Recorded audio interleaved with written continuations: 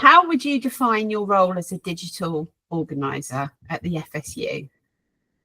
I would define my role as ensuring the digital presence of organising and making organising easier to locate, and as a supplementation to traditional organising.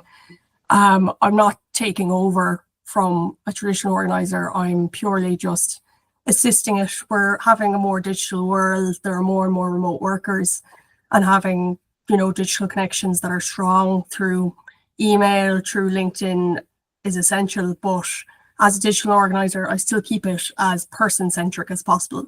I operate through my own LinkedIn account that says my name, not the company account. The emails I send are largely from myself and are about connecting potential members to the representatives rather than giving them a generic marketing message. Everything is still extremely people-centric when it comes to digital organising, but it's just recognising that there are new methods of reaching people.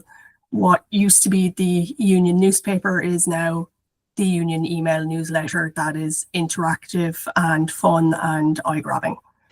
So just to touch on that, what would you say are the similarities and the differences between a digital organiser and what we would think of as a traditional organiser? A traditional organiser, in my experience, is a lot more on site in front of people, is mapping to figure out people's lunch times and nearly where the bus stop is to meet people, while I suppose I'm more looking at where are they online? Does this particular sector use Reddit? Are they using LinkedIn? But additionally, I am still looking at other things like, hey, we're doing a digital survey. This person has told me they carpool with 4 other people. There's still a connection. So I suppose the difference is that where they go physically, I just go digitally. But in terms of actual differences, not that many. It's just a new application in my head. We're not that different. Where someone is, going around flyering a workplace, I'm producing a QR code and putting up a LinkedIn post. Could you talk us through the kind of workers that you cover at the FSU and that you would typically engage with online? Because it feels to me that the type of workers your union engages with would be online. Yeah. The workers I engage with can be broken up into 2 categories. The ones that are in our recognised employments, which is in retail banking, and in our new wider employments in the financial services, insurance and corporate banking industries. So we were previously the Irish Bank Officials Association until 2018, and it's been the Financial Services Union since then. I've only been here a year, but I am acutely aware of the history of the association and the union because that feeds into a lot of what we're looking at. And then the others I deal with are greenfield, new people that we haven't had who maybe aren't as used to, engaging with a union. There is, I find, within the union movement, an assumption that people know what a union is. They know what a union does. Yeah. I have not seen any evidence of that in my interactions with potential members. This also feeds into my previous roles. I was the national organiser for the Irish Second Level Students' Union. I was in the Union of Students in Ireland. And I know that union knowledge isn't as strong as it used to be at all. And that's something I need to be cognizant of. I can't just assume people know what the Financial Services Union is. I can't assume they know what a union is. I can't assume they know how a union functions. And that's something that I'm ready to explain at any given moment and something I nearly start with. And even that is within our traditionally recognised employments as well. People are getting more and more disconnected through our education system, through our workplaces. They might be remote working and they have no idea about any of this. So I see it as my role to fill that in.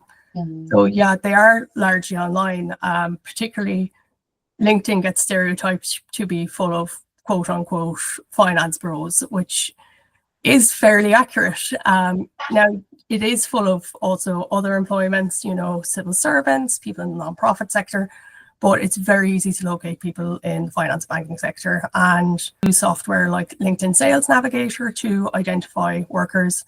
In particular companies, what I'll do is I will use LinkedIn search filters to see who was previously in our recognised retail banks and has moved into the wider sector, and what companies have a large density of these people. And I'm able to identify that on LinkedIn and those people I'll start with. We pay for a software that I asked for, which is LinkedIn Sales Navigator. So that's an extra platform on top of your ordinary LinkedIn. And that comes with extra filters so that I'm able to say, current company is insurance company 1. Look for people who've been employed in these 5 banks previously, but are in this current company, and it's able to show me those lists. And I put them into a list, and it would be a bit laborious for me to put it into our CRM. We're currently in the middle of updating that. Our CRM currently is older than me, so it would take a lot of time. What I do is I show it to officials and elected representatives from those particular banks, and they're usually able to point people out. And with LinkedIn Sales Navigator and the leads lists you create, you're able to leave notes. So I leave notes being like, this person is a former union rep, this person's a former member, this person's a former area coordinator. And I'm able to track it that way. And those are often the people I'll start those conversations with. How interesting. What other kinds of platforms or tools do you use then, other than the Sales Navigator? So I use a lot of the Microsoft tools.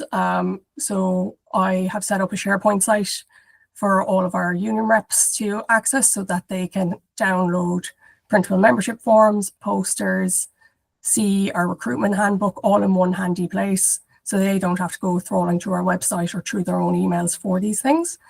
I do see a lot of my role, as well as organising workers, organising within our own union. You know, particularly in the Irish context, they often don't get release. They have to work within, you know, not having union recognition. So where I can, I want to give them tools that are high impact, low resource, so that they can make the most of their time. So they're not looking for something. We have different levels of tech literacy within the union, and I like to recognise that and make everything as user friendly as possible. Reddit is something I've used a bit, particularly in redundancies. Initially, I will make throwaway accounts, and I will identify threads that are either based in a particular county or in a particular, you know, like r/Software Developers Ireland or something like that. And put in a poster. What we have within the FSU is our advice centre.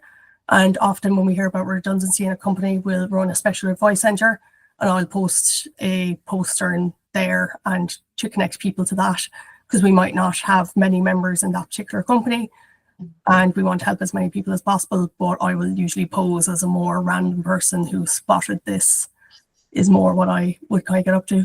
Something I've used a bit as well is NFC tags. So if someone can't really be walking around with membership forms, they feel like there might be a high level of tech surveillance on their phones.